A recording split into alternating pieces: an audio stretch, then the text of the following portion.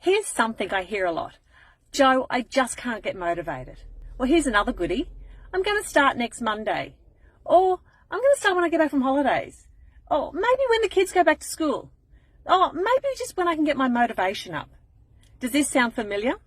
You know what? I get it. But I also know a secret that I really, really want you to know. Your fastest way to get and stay motivated is to take action. Take action now and do the damn thing anyway. It doesn't have to be a full HIIT workout or a meal prep for the whole entire week.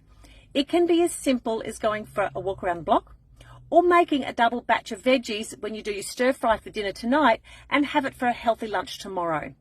Keep it simple. Then do it again tomorrow and the day after that and the day after that.